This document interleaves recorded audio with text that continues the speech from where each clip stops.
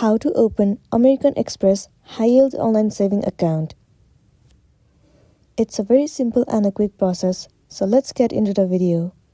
First thing first, head over to any of the web browser or move into Safari. Once you're in here, in the search bar, search for American Express high-yield online saving account sign up. It will be landing you on this page. Scroll down and head over to this site. It will be landing you on this official page. Tap on Open an account. Click on Accept All.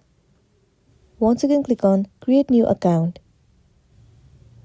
So you have to complete 4 different steps in order to create an account. For the first step, you have to enter all of your information.